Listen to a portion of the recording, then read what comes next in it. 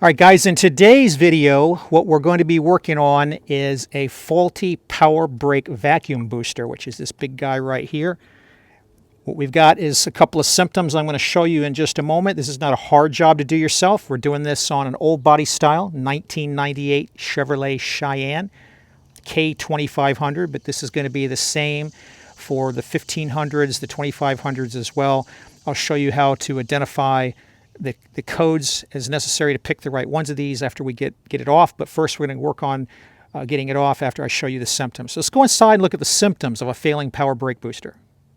All right, guys, if you come down here with the pedal, with the engine running, and we give the pedal a push, hopefully you guys can hear this vacuum hissing leaks out.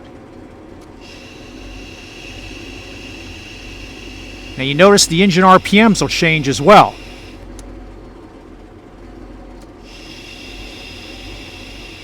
That's indicative of a shot seal on the power brake vacuum booster. All right, guys, here's the other symptom of this failing problem.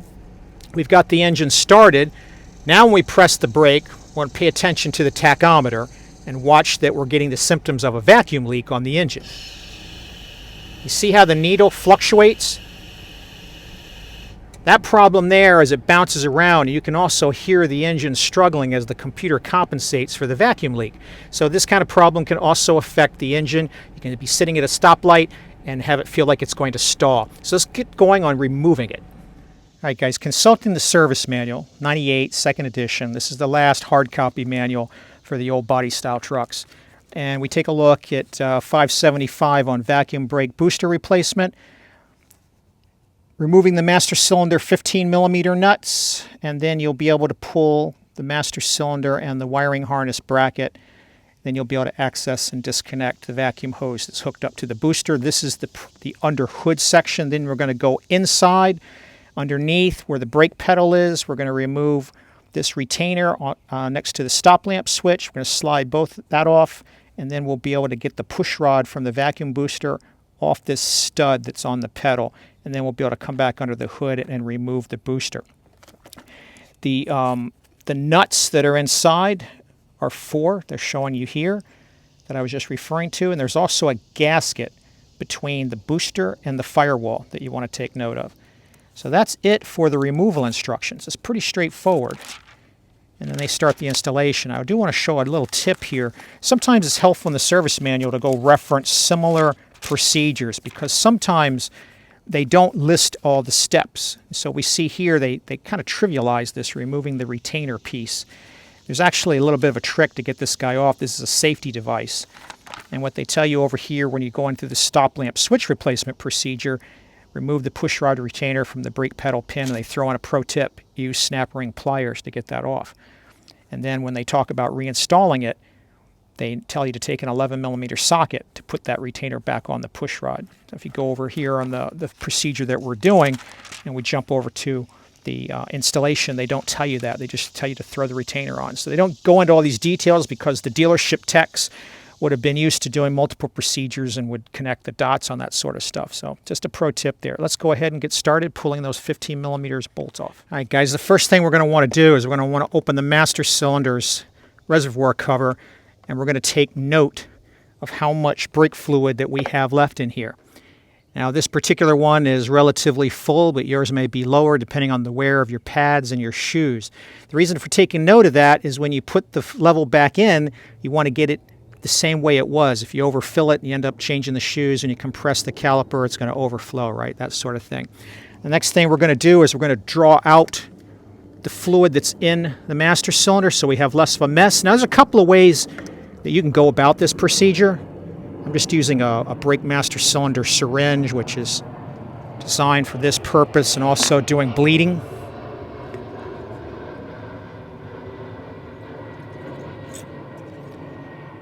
Now you can also try just, removing these bolts and pulling this up and trying to fold it back, but I'll tell you, if there's any corrosion on these brake lines, you run the risk of it giving out, and then you got a larger job.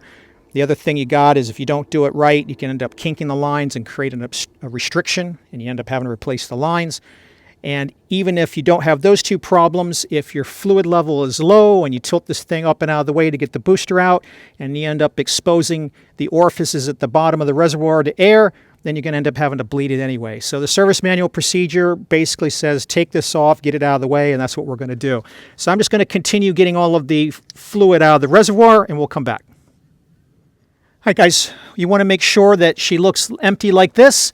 Be sure you get your syringe down into the orifice so that you can suck some of this out of the main cylinder bore to cut down on the drips when we remove it. At this point, we can put our cover back on. Go ahead and start disconnecting everything. All right, next we're going to take a breaker bar with a 15 millimeter crowfoot flare nut type of fitting, and we're going to break the torque on these two fittings here. Once we've broken the torque, I'm going to switch to a regular wrench and get them off.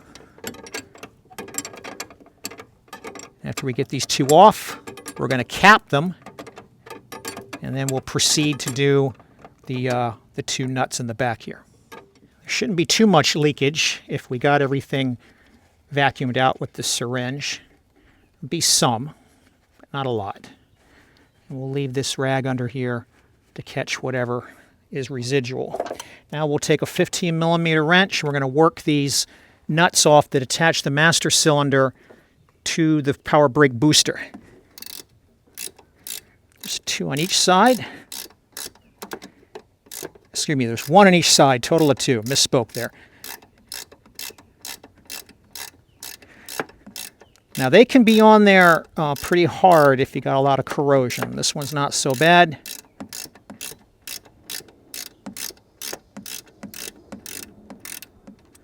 You can usually tell when they're where you can take them off by hand. After we get the other one off, the first thing we'll have to get out of the way is this bracket that you see here that's holding one of the main wiring harnesses down below. It's got like a little hook on it. All right, let's get the other one off, and then we'll show removing the bracket. All right, guys, it's handy to have several different tools available. Because of the brake hose, the vacuum hose here, we had to switch to a ratchet and a socket and an extension to get this one. But we got it. All right, so now with that guy off,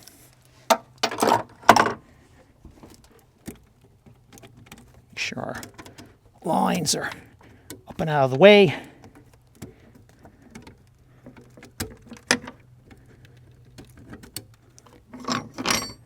Now we can get this bracket off. Just kind of let it sit down here. And then we just work the master cylinder off, just like that. There's no gasket or anything here on the back. With the master cylinder off, we're going to come in here and work this hose clamp out of the way. It's a very small one, so it's hard to grab it with the tool. We might just have to kind of work it off with our finger there a little bit. Let's try it one more time. Now, let me get a different kind of tool. These tiny ones can be too flimsy for the typical tool, so let's see if we can get it off with just some curved long nose pliers here. There we go. All right, and now we just need to carefully work the hose off of the valve. The valve's plastic, and it's pretty old. So we want to see if we can break the adhesion without breaking the valve.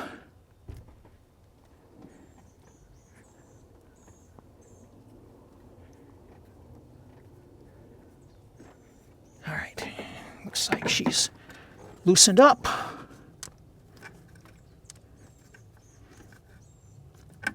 Now we might have to just remove the valve from the booster itself because it's stuck on there so hard. And then we'll take it off and we'll put this back on. One thing we know is that this valve's okay because we heard some vacuum come out.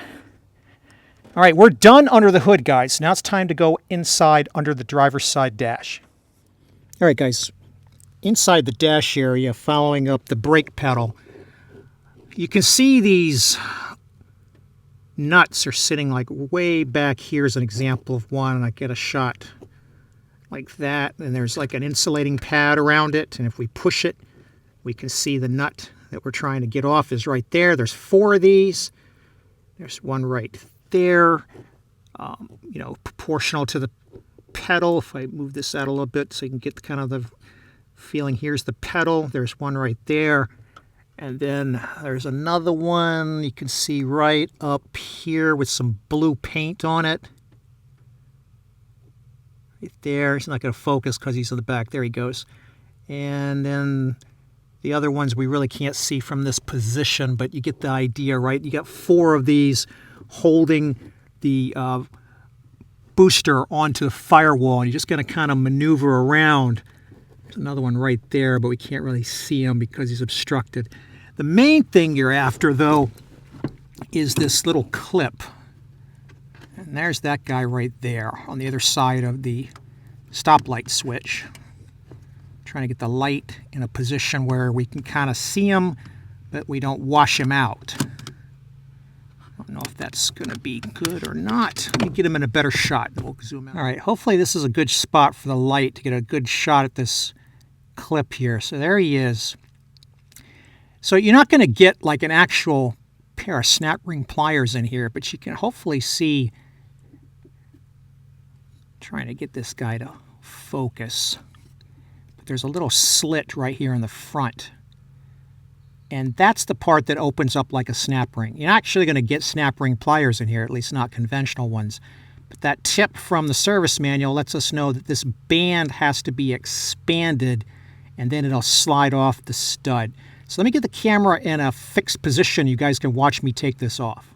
All right, guys, so the first thing you want to do is you want to come in from behind with a small flathead screwdriver, and you want to rotate this clip so you can get better access to this piece that we want to actually open up, right? So you can see I'm turning it so that this open area, I can get a flat-bladed screwdriver tool in here and give it a twist to open up these 2 bands. So we're just going to continue turning it around until we can get this guy facing all the way in the back. Now you might be lucky and yours is already kind of like in that position. That's great if you got that.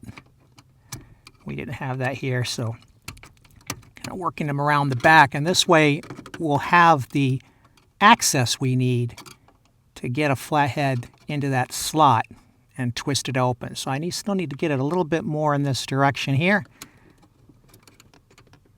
There we go.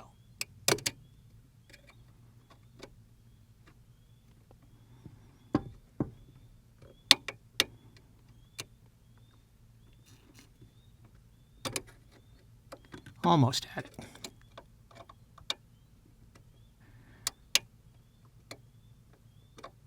Make sure you're wearing eye protection, guys, because there's going to be all kinds of little crud pieces falling down here, as well as you can end up getting very small pieces of metal chipping off of this clip while you try to spread these 2 bands apart to get it off of the stud.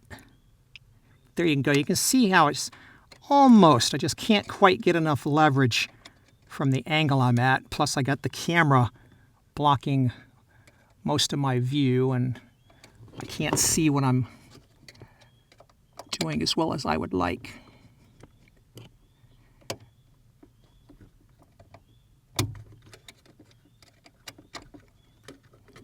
If you don't have a camera down here, I'm sure you guys would already have it off by now.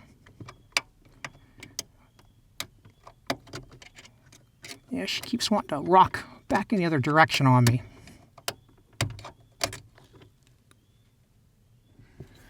All right, we're trying to keep that guy from walking with a second screwdriver on one of the back tabs so we can get this thing off.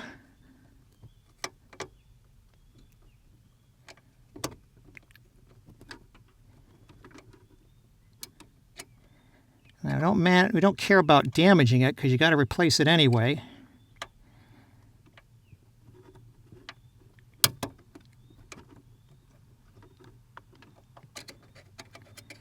We just need to get it expanded enough to get it off the rod. Let me tell you, man, this is a pisser. You'll spend as much time potentially on this clip, not because it's hard to get off, because I've just explained to you what you have to do, but the access is so limited under the dash area here. All right, there we go. Okay, we got one of it off. I don't think it's going to be enough, though. Try to get this out of the way, guys, so you can see. So we've got one tab opened up. I don't think that's going to be enough to get her to let go, but if I can just get this bent a little bit more, might be. But you get the idea, right? You're going to have to get this to open up like that on both sides to clear this ridge at the top of the stud that's made into the pedal arm, right? And that's what we're trying to do, is we're just trying to get this guy to open up enough on both sides to clear that. We're just continuing to try and bend this out of the way so that we can force this clip off of here.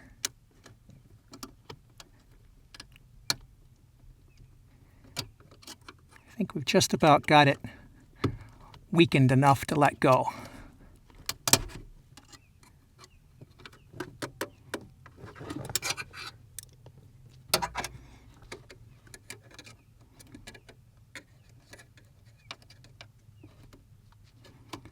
Certainly have it weakened on one side.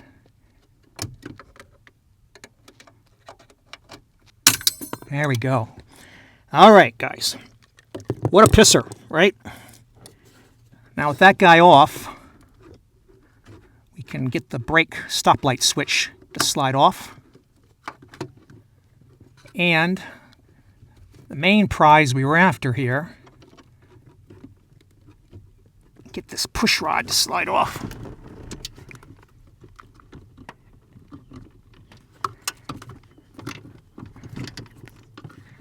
I apologize, guys. You're getting like everything in the way.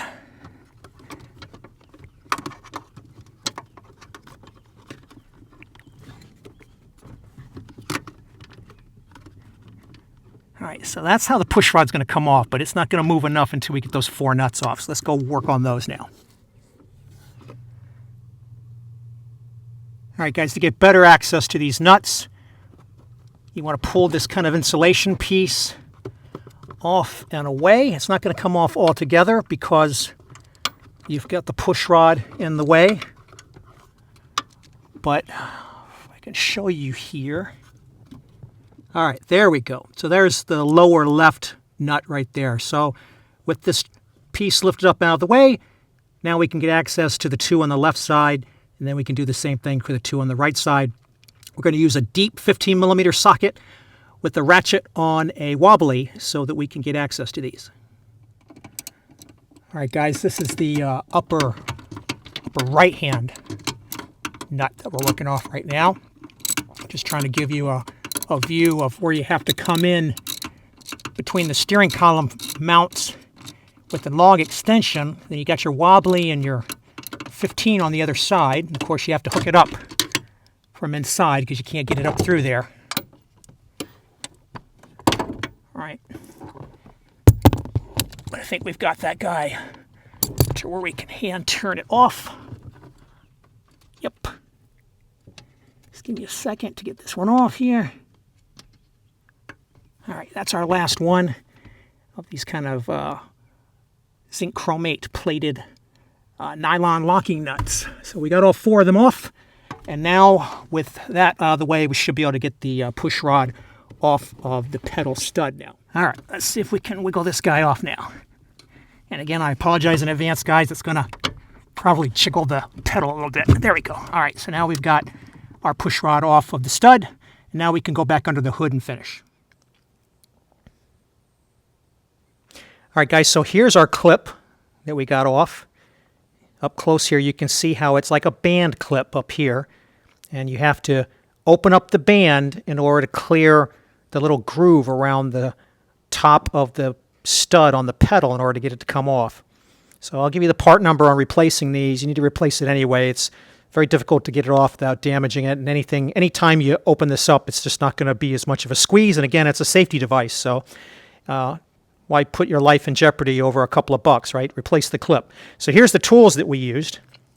We took, we got that off with a selection of small flathead screwdrivers, right? This is about the longest one that you can get in the space that you're dealing with. But between these three, mostly this long one to hold it and keep it from spinning, and then a combination of these two to actually get it bent off and opened up so that you can twist it.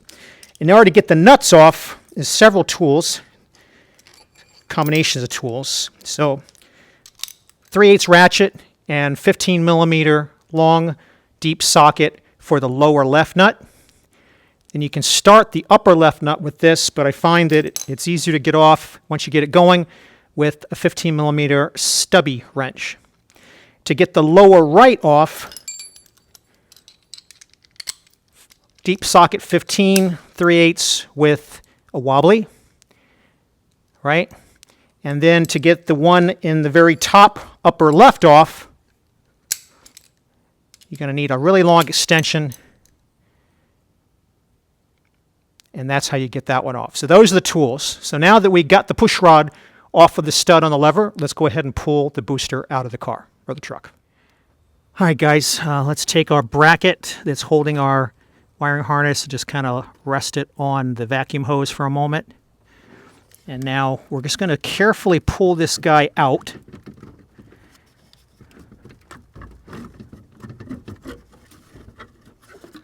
Just kind of watching your clearance, right?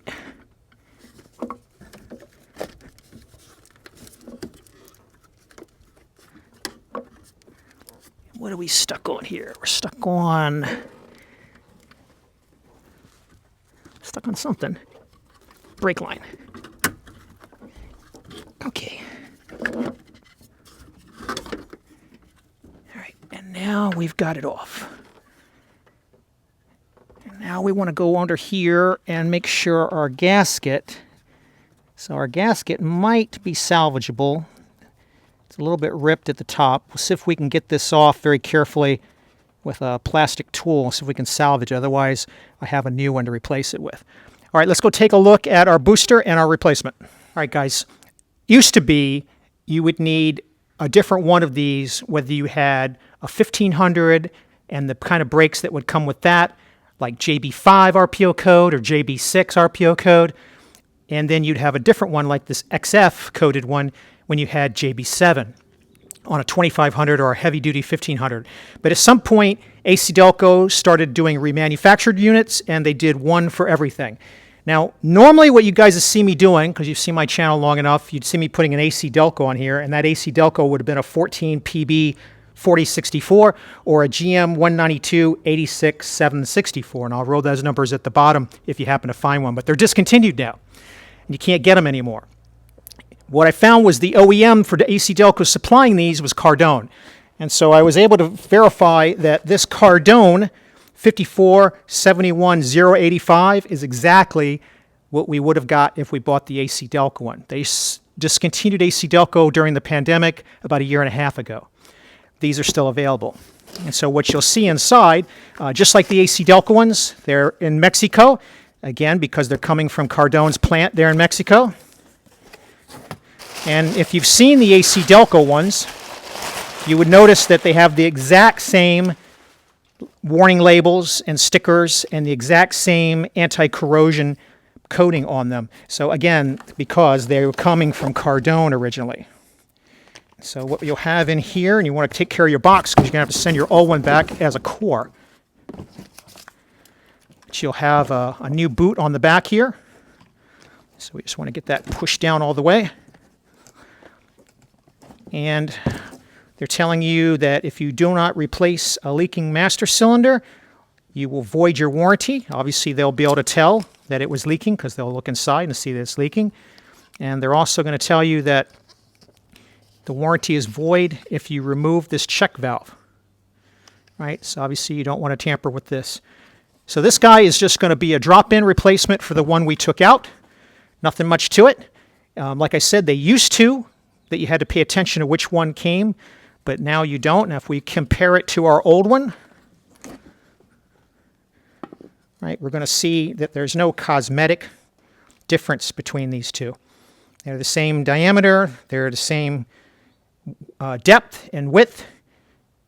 We have the same length of the push rod in the back, which is important. These are not an adjustable push rod, they're a fixed length, so that's why it's important to get the right one.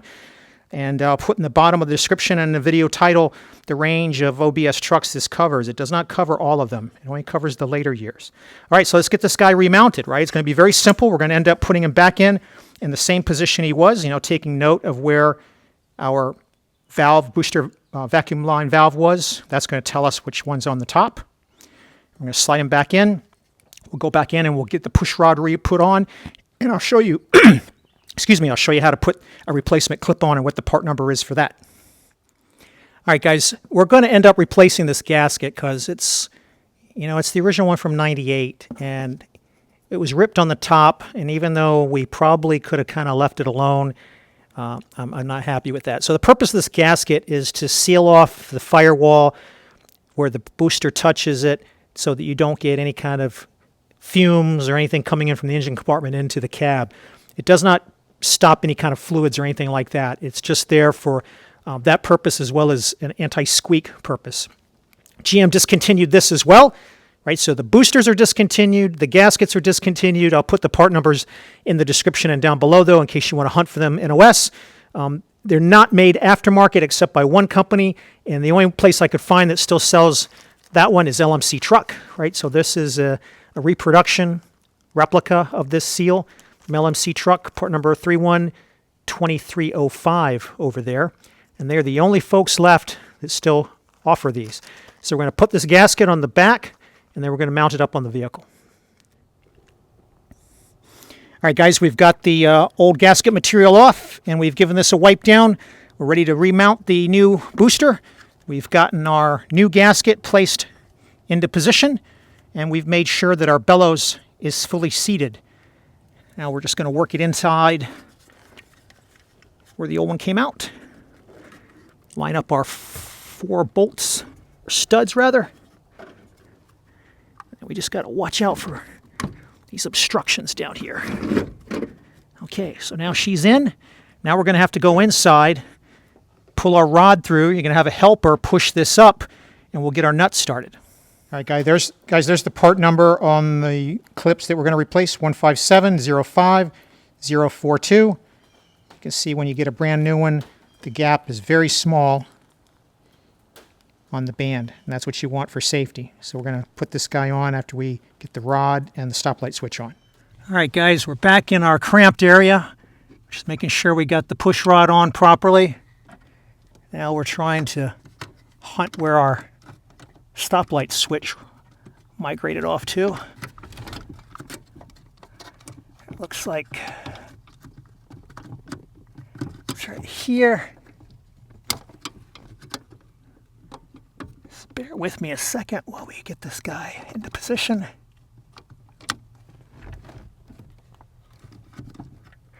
All right, so you got to make sure that this stoplight switch snaps on to this push rod. I'll show you that down from below in just a moment. See if we can, and again, guys, I'm sorry, I'm going to be bumping this brake lever probably multiple times here. Now we're going to take our new clip.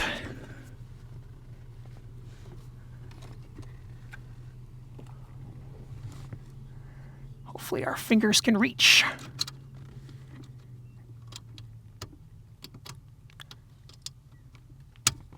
Try to push it on with my finger first. I doubt that'll be successful, but it's enough to get it in position. Then we're going to try the service manual's advice to take an 11mm socket and use that to push it on. All right, well, almost. It's almost all the way on there. We want to get it down below that ridge. Sorry I'm blocking your view, guys. It's the only way to get any leverage on this thing. There, she clicked into position. So yes, the 11mm socket trick does work. All right, let me reposition this so you can see how it snaps onto the push rod. All right, guys, so we just came over on this side a little bit just so you can see this is where this pushes on. This piece of the stoplight switch pushes on and snaps onto the push rod. Hopefully that light is not washing this view out. Try to move that a little bit. Hopefully that's a little better so you can see right there. So that's the piece that we're talking about right here. Anyway, so at this point we are done, guys, and at least under this dash area. So let's continue underneath the hood now. And one more thing, guys, I almost forgot. The 4 nuts are 26 foot-pounds of torque. So you need to do that too before you leave under here. Go back. Now that we've got everything buttoned up inside, let's go ahead and reconnect our vacuum hose. Now we'll try just to slide it on like this, but we might have to give it a little bit of lubrication. Let's see.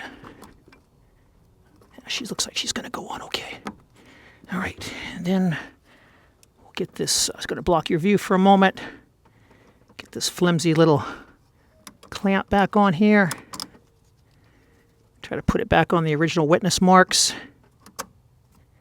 Whoops. Yeah, she's real flimsy. There we go. All right, and now we're ready to put our master cylinder on. All right, guys, now we can take off this retainer for the push rod. You can see that with the inspection paint, like orangish color inspection paint. You want to make sure that rod is present. All right, guys, we got our master cylinder remounted. Don't forget to put the bracket on top. So your master cylinder first, and then the bracket. And then you put your 15mm nuts, and both of them get torqued down to 20 foot-pounds. If you happen to not remember, you have to tighten these guys up to 18 foot-pounds or snug, right? And I like to snug them up, loosen them, snug them up, loosen them, wiggling the pipe as you go to help cut down on leaks, especially when you got old lines to new flares. And then you can tighten it up to the torque value of 18 foot-pounds as specified in the service manual. But at this point, guys, we're all done. You're going to need to run a bleed on the master cylinder since you removed it. I'm not going to show that because I've done a video on that before, a power bleed, and I'll link that up here in the upper right-hand corner with the little circle with the eye on it, and you can watch that, how to do the bleed out and get the air out of the lines from changing out the master cylinder. But our booster is changed, and we're ready to go. We shouldn't have any more hiss, and we shouldn't have any more vacuum leak on the engine. If you have questions or you're looking for some assistance on how to do this repair, go ahead and leave them below. I'll try to help. If you found this video useful and it saved you some money, hit that like button for me. I'd really appreciate it. And as always, thanks for watching.